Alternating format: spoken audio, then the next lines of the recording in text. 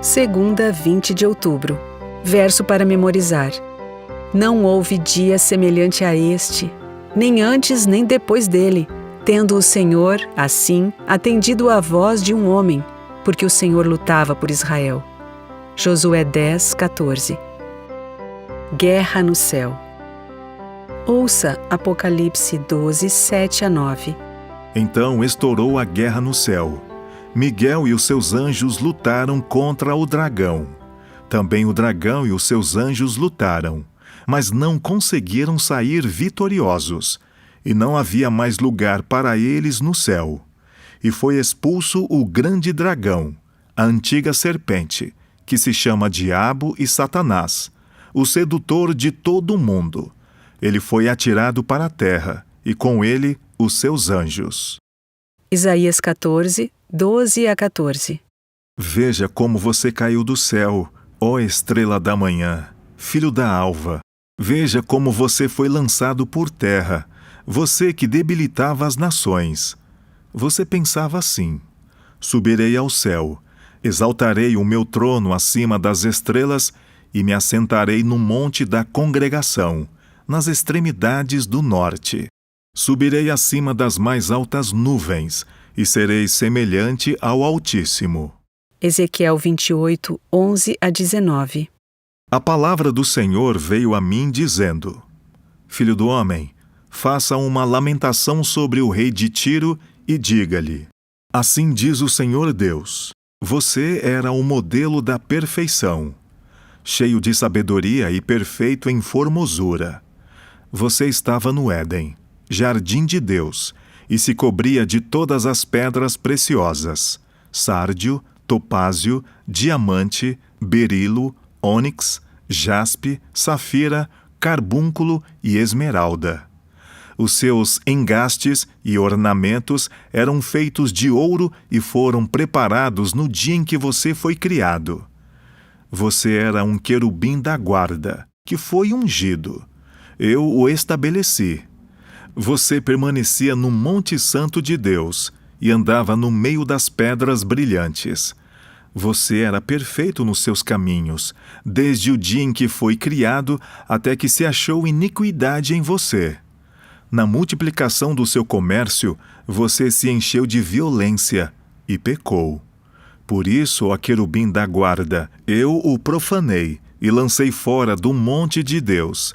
Eu o expulsei do meio das pedras brilhantes. Você ficou orgulhoso por causa da sua formosura. Corrompeu a sua sabedoria por causa do seu resplendor. Por isso, eu o lancei por terra. Eu o coloquei diante dos reis, para que o contemplem. Pela multidão das suas iniquidades, pela injustiça do seu comércio, você profanou seus santuários. Por isso, fiz sair do meio de você um fogo que o consumiu. Eu o reduzi a cinza sobre a terra, aos olhos de todos os que o contemplam. Todos os que o conhecem entre os povos se espantam por causa de você.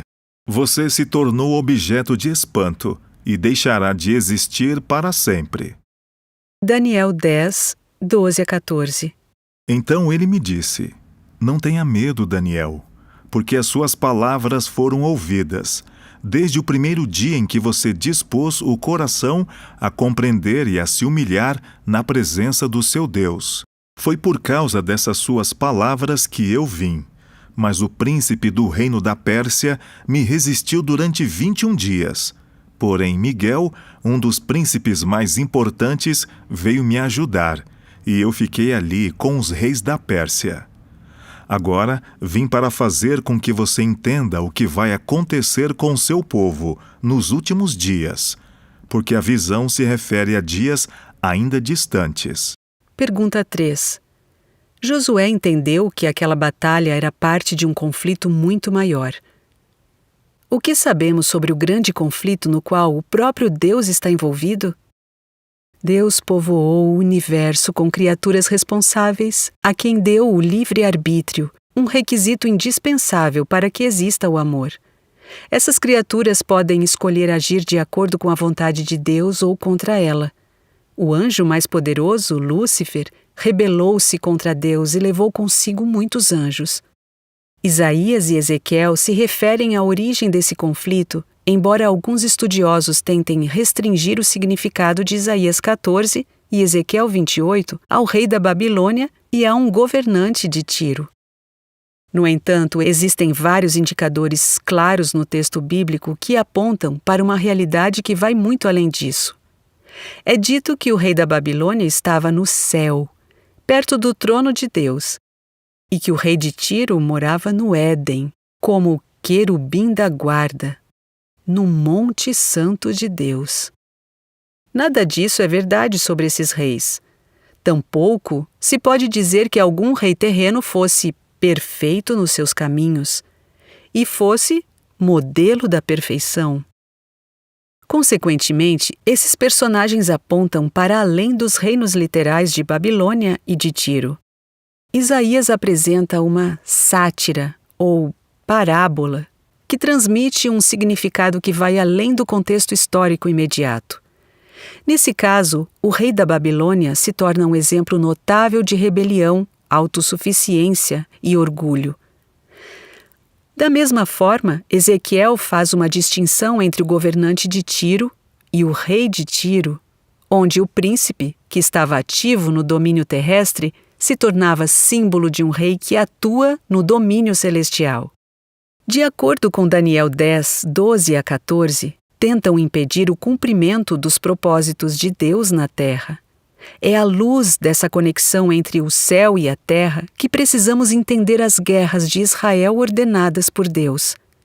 Elas eram manifestações terrenas do grande conflito entre Deus e Satanás, entre o bem e o mal, tudo, em última análise, com o propósito de restaurar a justiça e o amor de Deus em um mundo caído. De que maneiras vemos, no mundo ao nosso redor e em nossa própria vida, a realidade dessa batalha cósmica entre o bem e o mal?